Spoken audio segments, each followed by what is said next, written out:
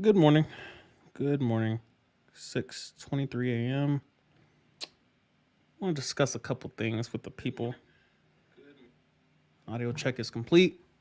Um, couple things. Couple things. So, I don't want to be on here too long. It's been a minute since I've done a morning live stream. But I believe them to be necessary. In regards to the title of the video, I absolutely hate the YouTubers I follow that leave me in suspense for so long. Um, Cannon Air Force Base, New Mexico. Cannon Air Force Base, New Mexico. Um, so, a little backstory for those people who are interested, nosy, if you will. So where I'm currently stationed. So before I came here, I was at the Pentagon for 8 months. My actual duty station was Andrews Air Force Base.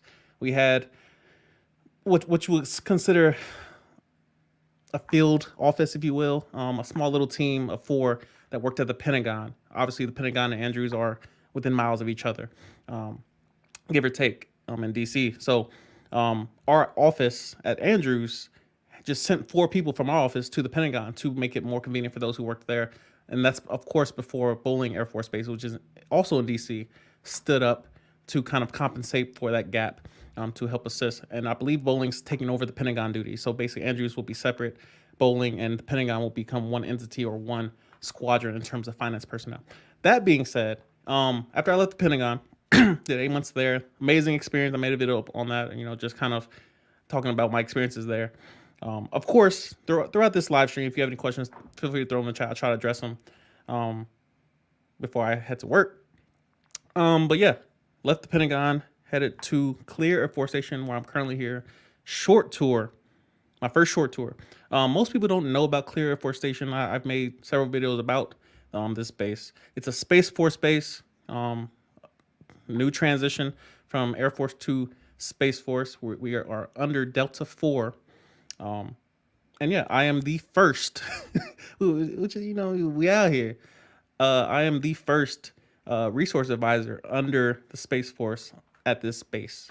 So a little bit of history, you feel me? A little bit of history being made, in the process. But yeah, short tour, 1 year long. Got here July 1st, and yeah, with every short tour, in most cases, you are given a follow-on opportunity, and I use the word opportunity intentionally.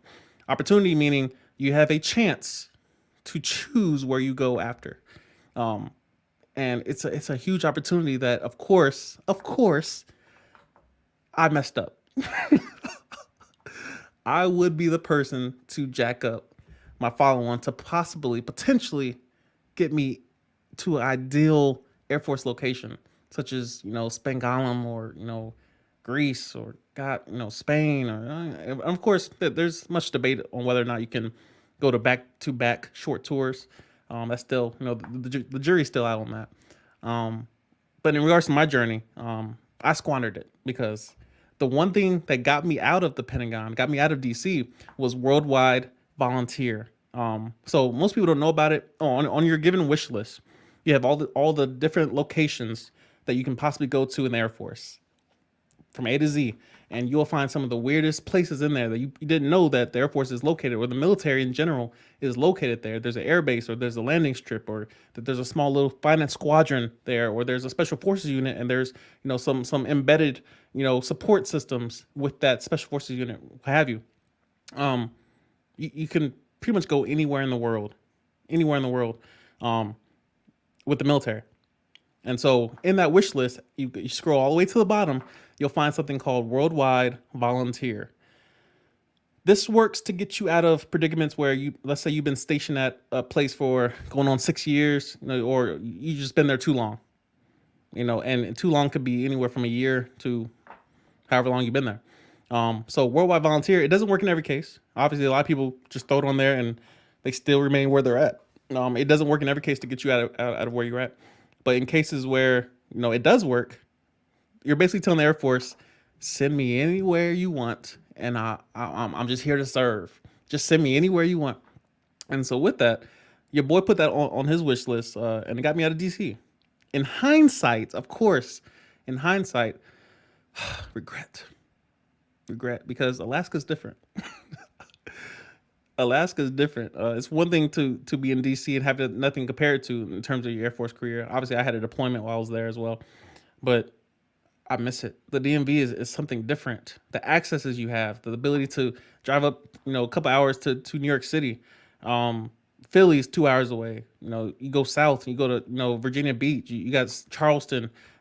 Ah, and then you come to Alaska, and your only option, because you're technically overseas, especially during the times of COVID, you have Anchorage, population 300,000. It's a normal city by Alaska by world standards, by American standards. It's a normal city. Um, it's like Northern Virginia. It's like Herndon or no Fairfax or something. It's a normal city. It's nowhere near the likes of New York City or DC or Philly, what have you. It's just normal city. So that's pretty much your option if you want something metropolis equivalent in Alaska. You go to Anchorage. Fairbanks is a small little military town, hour away from where I'm stationed. Anchorage is 5 hours where I'm stationed. So there's all of that. So that being said, in hindsight, I kind of wish I would have stayed in DC and realized what I had at the moment. But of course, the grass is always greener. This grass is always greener, and it's something that I'm learning to acknowledge right now. Right now, even right here at Clear, realizing even though I may not like Alaska, there's something about Alaska that I'm gonna miss the second I step foot in the Cannon Air Force Base finance office. The second I land there, the second I drive on the premises, I'm gonna say, I miss this about Alaska. I miss something about the office. I miss this, and I'm doing my best to acknowledge that now, even though I'm still here, because until you learn to do so, you're gonna repeat the same processes of PCSing and missing what you had. PCSing, fighting hard to get out of where you're at. You get somewhere worse, and you're gonna miss what you had. You get somewhere worse, and you miss what you had. So, to avoid repeating that process, what do? We stay present. Stay present. Anyway, so yeah, short tour here at Clear. I left Worldwide Volunteer on my wish list. Messed it up. Because what did the Air Force see when they saw he's willing to go anywhere that we want him to go? Even though he had the ability to list 8 places he wanted to go, and he left that 8th spot with Worldwide Volunteer. Here's my mindset going into it. I'm thinking, if I put Worldwide Volunteer on it, that means that they're going to see that, interpret that as he wants to go to somewhere exotic. We're going to send him overseas, somewhere in the heart of the forest, somewhere on like adjacent to the pyramids somewhere. Like, we're going to send him somewhere beautiful. Vlog footage just everywhere. But no, they said, no, let's save some money and let's send him to Eielson Air Force Base right down the street, 120 miles away. We're going to leave him in Alaska to deal with the winters and the snow, and we're going to make him suffer by our hand, and he will serve at the pleasure, and that's what we need from him. Got screwed over. Wasn't briefed properly. Of course, it was a last second listing of jobs for or places rather on my wish list of my follow on. Didn't get briefed, thanks to COVID. So shout out COVID and all the wreckage that has ensued because of stimuli such as a worldwide pandemic. So that being said, I went to those with positional power, leadership. Nothing is guaranteed. Even in the case where you're not briefed properly, even in the case where you don't know and you messed it up and you were ignorant and you just thought, I'm gonna do it my way and I'm gonna figure it out. I was wrong. I jacked it up. I should have asked more questions. I should have took my time. Well, so went to my leadership and explained my situation and asked for help. Humbled myself.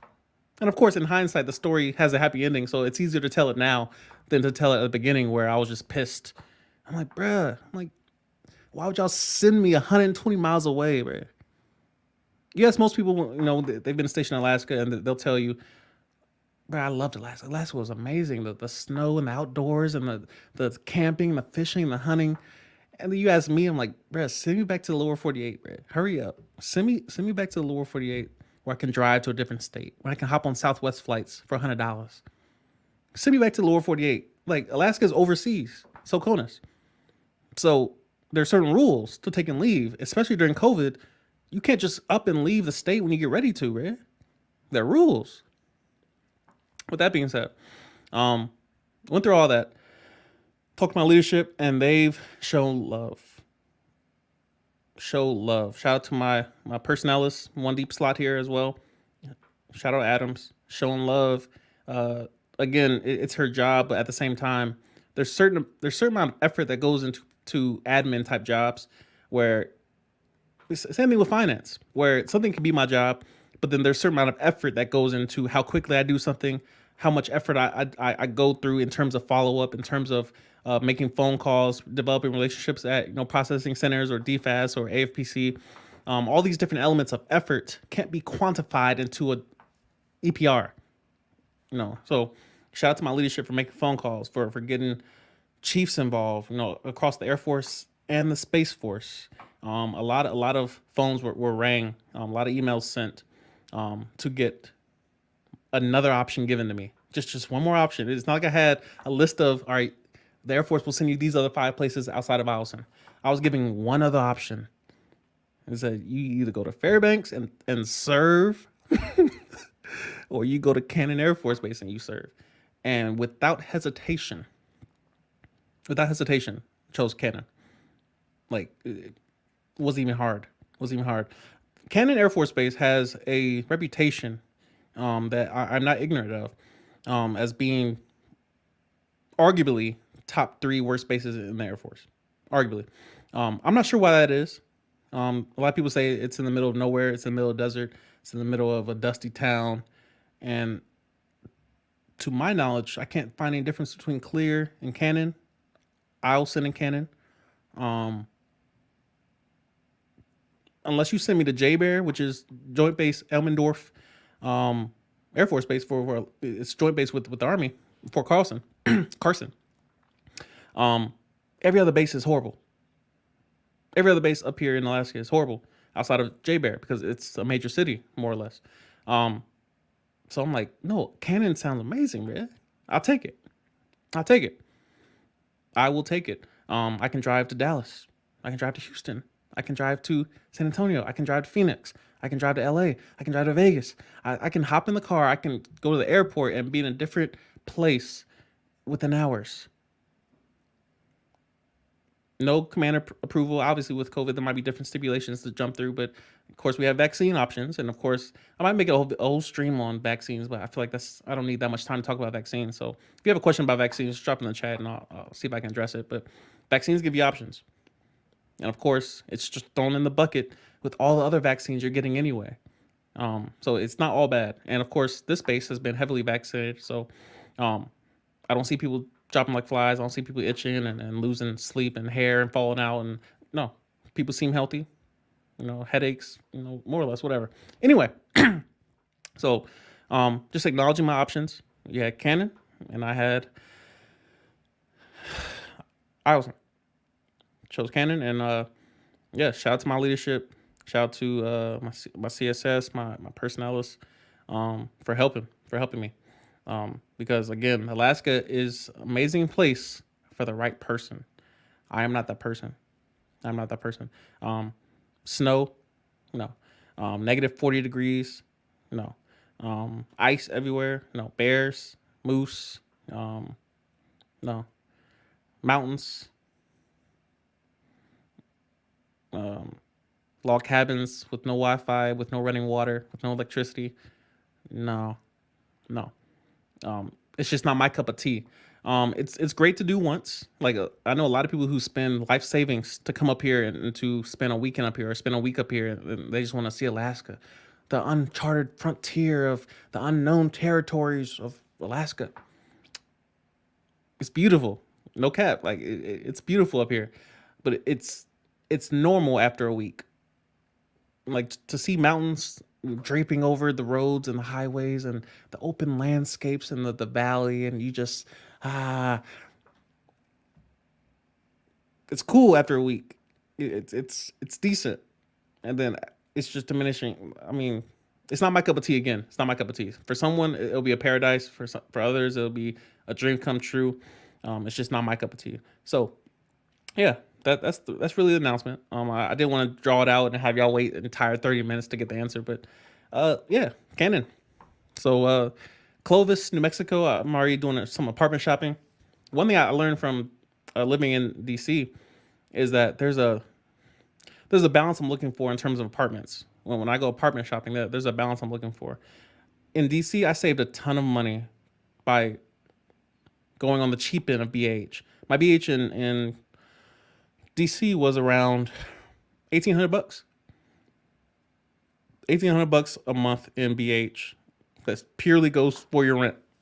You're allowed to spend on whatever you want, but it's for your rent. And I found an apartment for 900 bucks. So I was pocketing 900 bucks, and I was buying plane tickets. I was just living. Um, but my apartment was about the size of this room.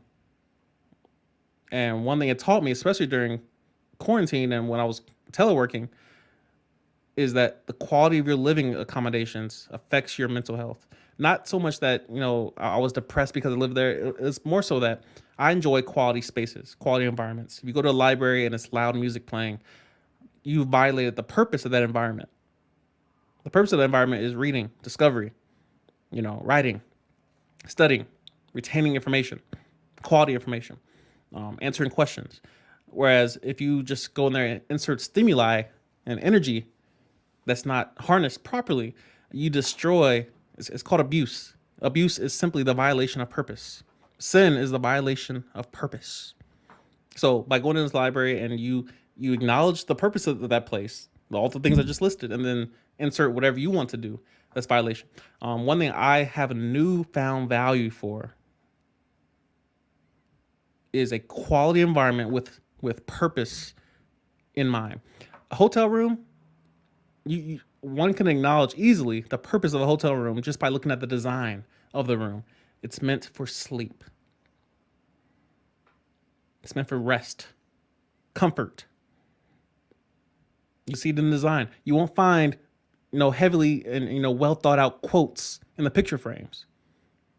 No, because that's too stimulating. They have landscapes, animals, flowers, mountains, lakes, because the purpose of that room is rest.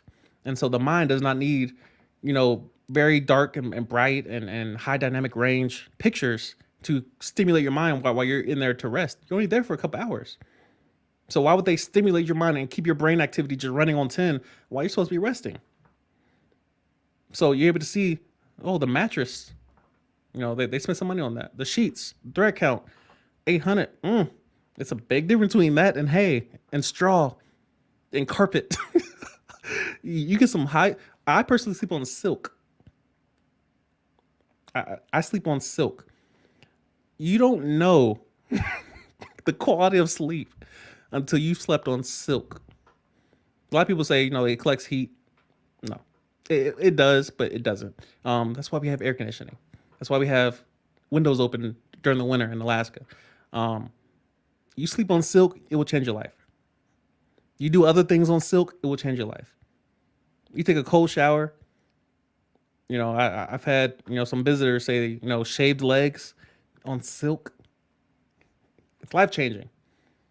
You invest in certain qualities based on the purpose, the end destination of what you're trying to accomplish.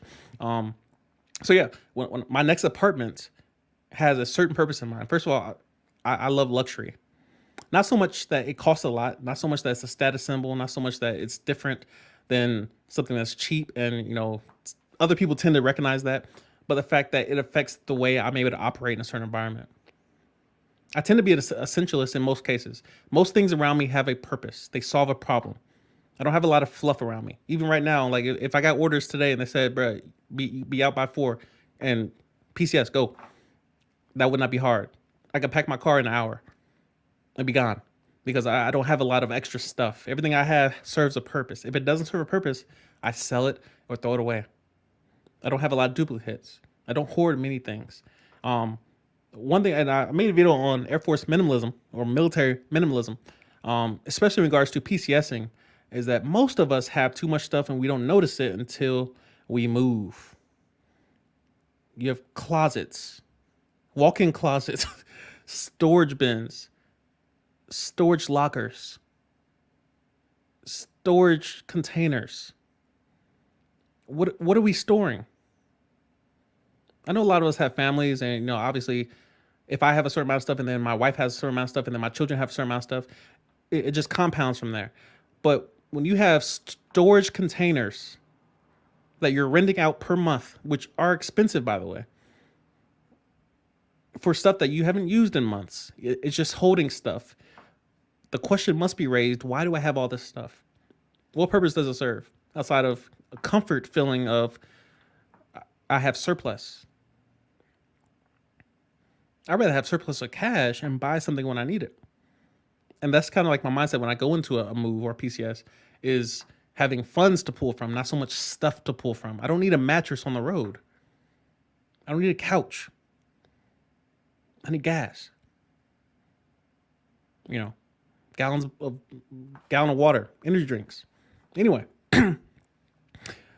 Air Force minimalism, military minimalism. It's not a deep concept. I'm not a huge advocate of being pure minimalist, where I just walk around with one pencil, one hat, one shirt, one pair of pants, one pair of socks. It's too much. It's too much. You see these videos where people just sit in an empty room and like the microphone is not like no microphone, no cell phone. It's just like a small little camera that they place in the corner, a security camera with like 2 megapixels at streaming at 480p. And you're like, this is my minimalist journey of I didn't eat today because there's air, diet air, mind you. No, it's too much. It's too much. I prefer essentialist, where everything you invest in, such as your time or your money, everything has a purpose. I don't have even now I have like more than one mic. I'll probably buying 2 or 3 more of these, and every other microphone that does not, it's not a vlogging microphone. It's not a cell phone microphone. I don't need 10 desk-based podcast microphones. No, it's too much. Anyway, I will be addressing the questions here, so go ahead and drop those in. I'll be addressing those as soon as I can. Let's see what time it is. All right, cool. We got about 15 more minutes. Just waiting on orders. I didn't want to announce it because I don't want to get my hopes up. It was already in virtual NPF for a good minute. Still waiting on some other changes in regards to DROS and just other admin related issues that we're trying to address. But other than that, heads canon. And so I'll be glad to get back in Lower 48, somewhere where they have all 4 seasons appropriately measured. Like winters up here are extreme. The fact that you have to winterize your car and literally you have to add on things to your car to make sure it starts in the morning. You got to plug it in at night. Whenever you're not driving it, your car is plugged in for the most part into an electric outlet that are lining every single parking lot in Alaska.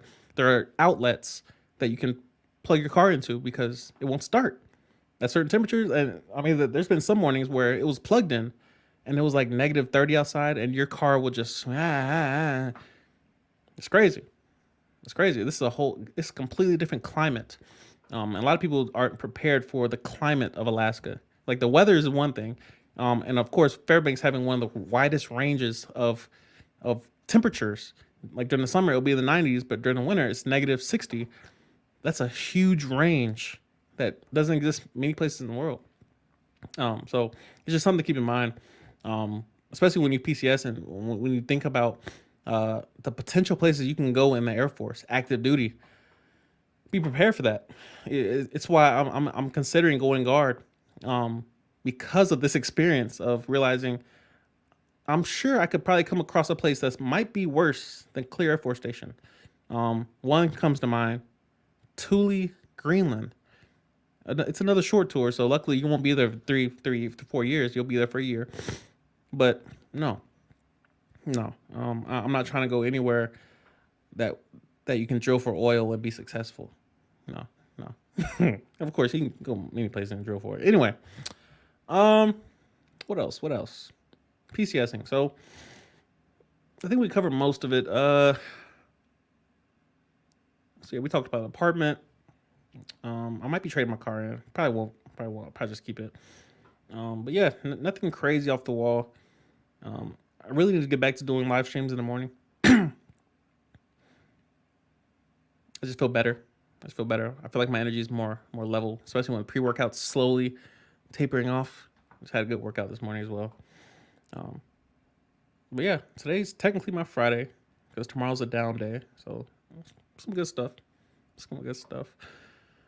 Yeah. Little update with my therapist. So apparently I'm in, not so much improving, but I feel like they're kicking me out because I use therapists for quality conversation, and I really don't have a lot. I take that back. I really don't bring many problems for them to solve. I bring questions for them to answer. And it's not really the purpose of Air Force mental health is to bring them questions. Like they're there to solve problems. They're there to prevent major, huge, uh, you know, events. It's really the purpose of Air Force mental health is to prevent, not to cure, but to prevent, and to give tools and mechanisms and ways to approach problem solving. So when you have a person like myself who's not really dealing with major events and not really dealing with major problems, just a lot of questions, a lot of mental wiring or cognitive uh, disturbances, or the way you view the world, it might be refracted or of sorts. Um, that's where you kind of branch off into other different programs, such as just getting a regular therapist. Um, yeah, it's just something to think about. But therapy has been great. I won't be seeing them again probably until a PCS. So yeah, it's been great to kind of get a lot of things I've never really said out loud before. Um, I cannot stress the value of having a therapist. Um, and maybe it's not even therapy that people need, but I do strongly encourage therapy itself. But sometimes we just need someone that we can talk to who's willing to disagree with us. I can't stress that. I keep posting on Twitter.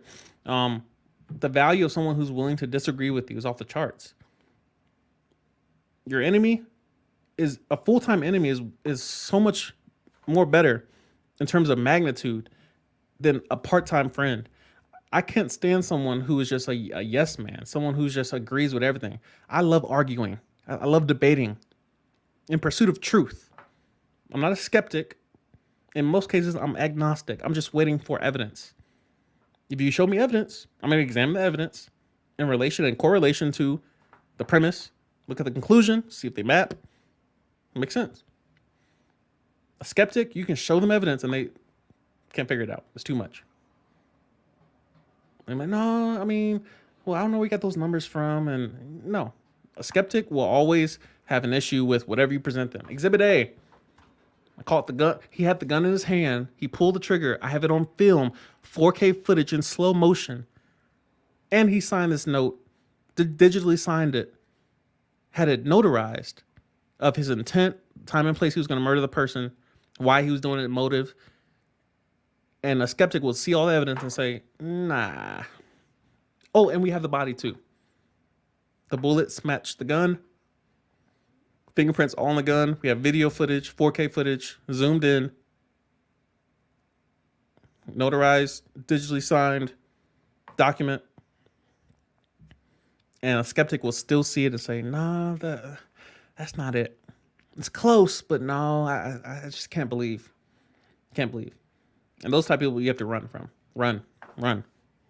But an agnostic is just somebody who's just waiting for evidence. Someone who's just waiting for something to be confirmed with plausible evidence. That's a good place to live at. Let's look at some of these questions again. Just a couple more minutes. We'll be on here. If you have any questions, go ahead and drop them in real quick. Who we got in here?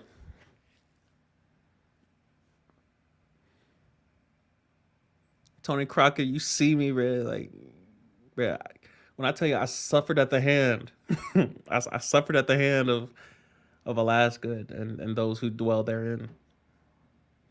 I keep asking the question, do I deserve to be in Alaska? Like, is this a punishment? What did I do wrong that they would send me here? It felt like a prison sentence. Just do a year in the county, Red. What Was Canon on my dream sheet? No, it was not. Nowhere near it. I don't think Canon's on anyone's dream sheet unless you're from the area, and even then, that's questionable. Canon was not on my dream sheet. Again, the needs of the Air Force. Sometimes they just, first of all, nobody wants to go there. So you have somebody who, like me, that messed up my follow on, and so my follow on was Allison, and they said, all right, we're gonna give you another option. We're gonna help you out, but you're gonna help us out too. Go over there and serve a little bit. It's a L, but I'm grateful. I'm grateful because I would take anything that wasn't Allison. Like it's just too much. Bro, you smoking up heavy, bro. Don't do that. What else we got? Man, yeah. I mean, therefore, I'm telling you that I feel like that there's an underlying uh, intelligence that works at AFPC, knowing like, oh, he's about to cross train. Let's give him orders. Oh, he's about to do what? Send him to Allison. Send him. I'm sure they have discussions. Like, who is this? A YouTuber. Send his behind up there to Fairbanks, bruh. All these YouTubers on trying to make money from the Air Force. Send him to Allison, bruh. Here's a question I don't know the answer to. Do they quarantine everyone who goes to BMT? I'm sure they do. I'm not sure the pure logistics of the vaccines and how they're implementing those. Um, I would imagine they're still optional. I think. I think. I'm sure that'd be a huge deterrence if people show up to basic training and they got vaccines waiting on them. But I mean, some people have had COVID already, so I don't think it'll be in good faith to vaccine someone who's already had. Of course, but the same thing applies to like chickenpox and all the other different vaccines that we get for deployments or just coming into the military. Um, yeah, I mean, flu shot we get that yearly, so uh, honestly, I don't know. But quarantine tends to be what most organizations are doing anyway.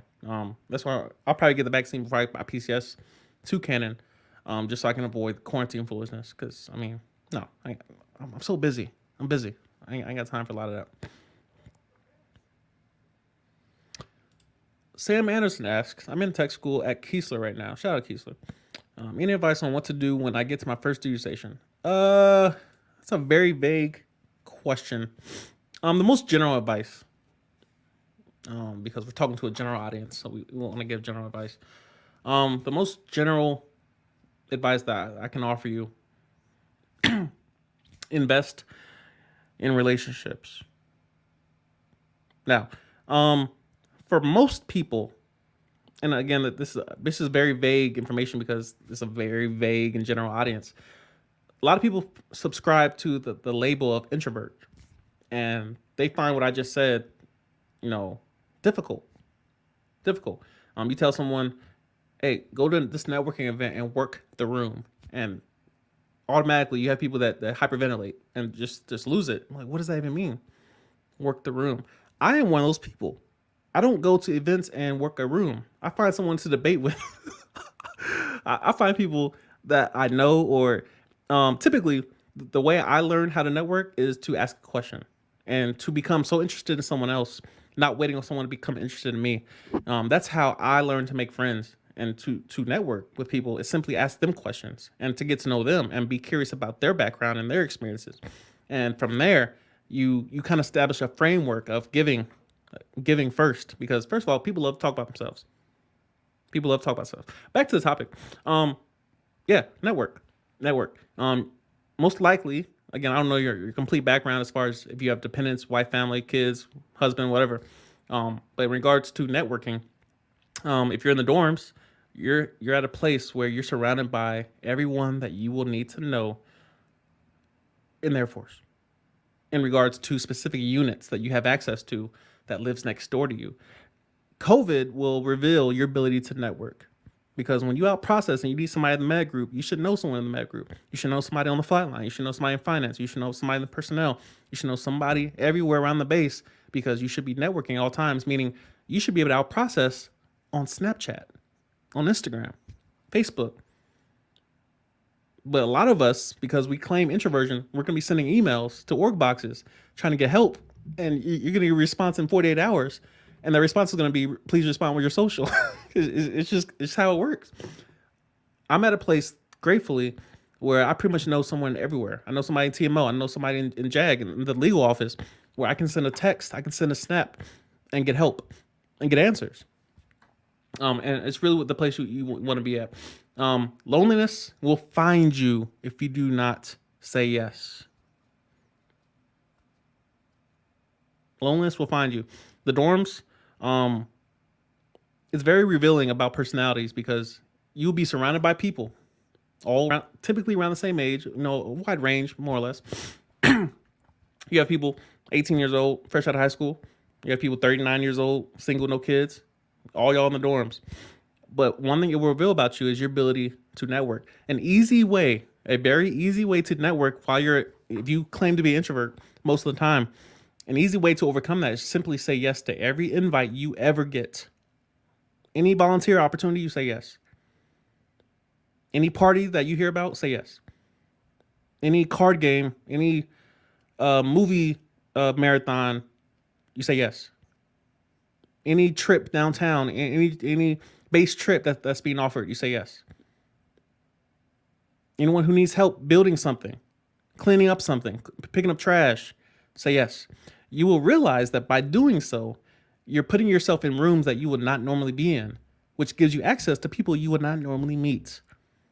And then once you get into those environments, you do, like I said, in regards to the networking, you ask questions. You're not there to be interviewed. You're there to interview. So anyone you come in contact with, you're asking them questions. Where do you work? What do you do? How long you been here? Where you from? You got family? How are they doing? They here? Where's your family from? Asking questions. Study how to ask questions. The ones I gave you are simple 5 to 10 easy questions that should just flow off the tongue when you meet somebody new. What's your AFSC? How long you been in? You planning on cross training? You getting out? You re-enlisting? Extending? Where have you been? Where have you been stationed at? You deployed yet? Where'd you deploy? Ask questions. And you realize that it's not so much that they will have an interest in you, but because you had an interest in them, they will want to reciprocate. They will want to meet you halfway because it feels like you're going into debt if someone's interested in you. It's why the friend zone exists, because it's almost uncomfortable to have people that like you that you don't like back. So you give them friendship to compensate. It doesn't give them what they want, but it gives them partially access to you. I'm not telling you to become friends or get in a relationship with everyone. I'm saying be curious about anyone that enters 10 square feet of where you're at and just find out where they work. Now you have at least an opportunity to have a POC in a given unit. Now you have an opportunity to just know someone that works somewhere. Get their Snapchats. People will give out their Snapchats like way quicker than they give out their number. People will give out their Snapchats before they give out their email address. Get their Snap. Get their IG. And you realize now when I have an issue, I can just send a snap. Yo, you still work at the med group, right? Yo, bro, I'm trying to get my medical clearance, bro. You got a POC over there? Med group is a huge squadron. You just need one person that knows somebody that knows somebody that knows somebody. And then when you meet them, ask questions. When you have a dental appointment, ask questions. Form it, network, talk. If you don't know what to say, ask a question. Be curious about that person and their career and their background. It's easy. It becomes easy. You go to finance, ask that person about their background. Become friends with that person. You go to personnel, ask them questions. Whoever's helping you, you're there to ask them questions. And by doing so, you'll wake up one day. I promise you'll wake up a year later from landing at your first duty station, and you will know 3 people at every squadron on base. Because first of all, the Air Force is 400,000 people? I have 11,000 that clicked yes on this channel, whether or not they joined or not.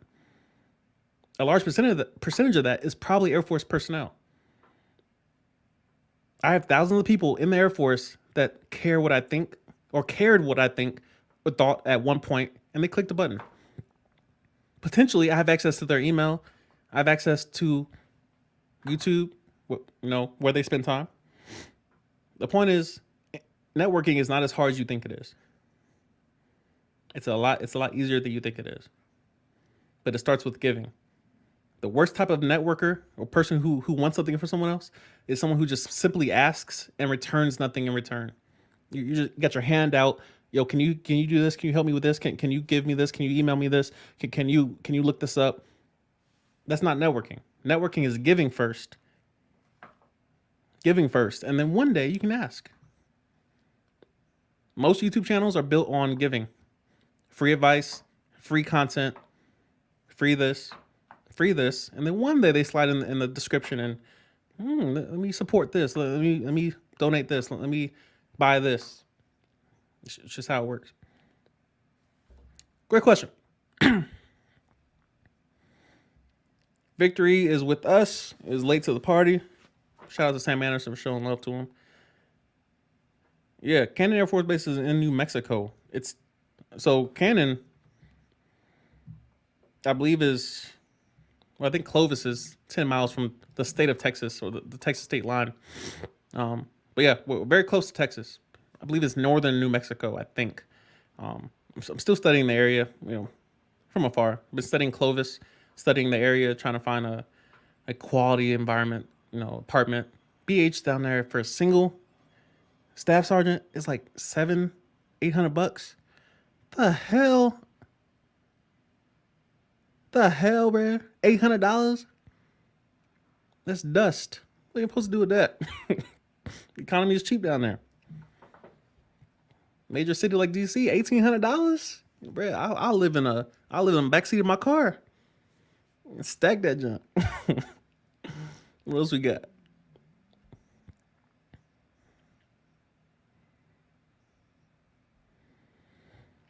Yeah, yeah.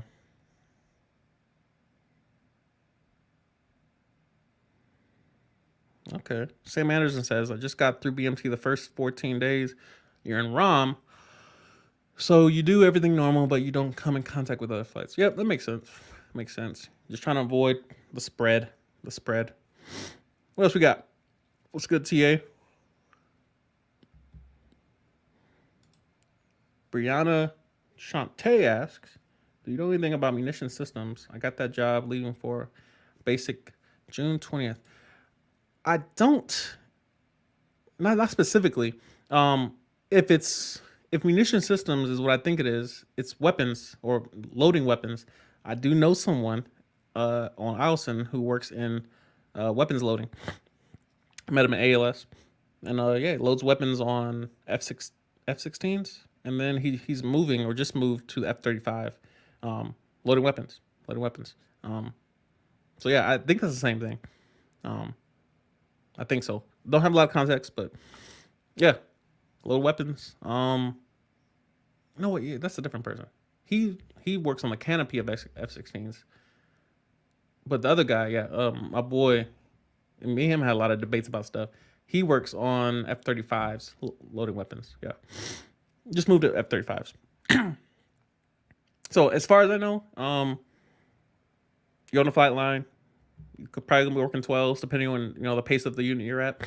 A lot of units around the Air Force are in this place of readiness, just the pursuit of readiness. At any time something pops off, they want the base ready. If that means deploying, if that means just getting your flight. I mean, if it means getting your aircraft deployed, readiness meaning at any moment we should be able to deploy anyone or any aircraft and be ready to assist where needed.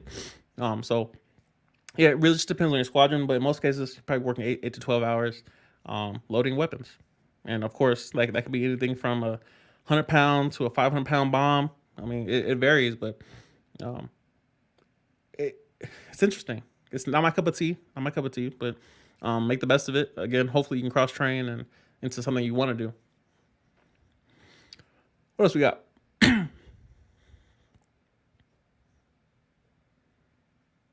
Victory within us. He lives in Texas.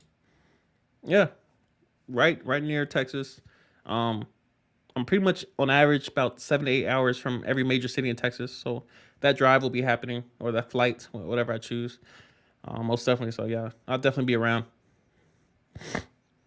I'm not sure what you mean by which states graduate commissioned officer candidates. But if you're referring to the Air Force Academy, that's in Colorado. And if you're referring to OTS, I'm not sure where OTS takes place. I think it's in Alabama. I think Maxwell. But yeah, yeah, that's all I know for the most part. We'll end it there.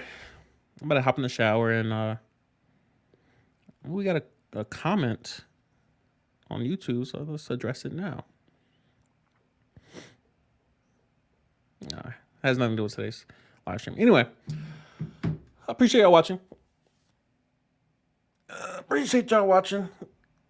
So yeah, that's the big announcement. Canton Air Force Station, or Air Force Base, should be interesting. Hopefully, when I get there, I'll be able to spell whether or not it actually sucks the way people say it is. It's a special operations base. I believe it's the 27th Special Ops. A lot of combat controllers and probably PJs, and probably it might be joint environment as well. Probably some Ospreys flying around, and maybe some A-10s. Who knows? Should be dope. And of course, I'll be back at the finance squadron. I'm grateful to get back at a finance squadron level. Might have troops. I'm not sure if I'm ready for that, but we'll see what happens, because that's something new, completely new. But I'll be glad to be back in a finance environment where I have a supervisor who's finance, where I have leadership that's finance, where I have other staff sergeants that are finance, airmen below me that are staffs that are finance. Like an environment that speaks what your job is, versus me being here and it's just me, and I am the finance POC. I am the finance SME, special or subject matter expert.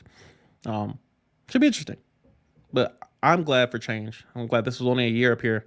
Thankfully, wasn't up here for 3 or 4 years. No. One winter is plenty. One winter in Alaska is plenty to deal with. But yeah, that's live stream. We'll talk later. Hang with me in the comments a little bit if you have any things you want to say. Questions you want to ask. Links in the description if you want a one-on-one session. If you want to have a conversation, if you want to talk, if you want your specific situation addressed, just getting my insights. If you have a question that I have not addressed on this channel, links in the description. But yeah, say what's good to your boy, and I will see y'all next video.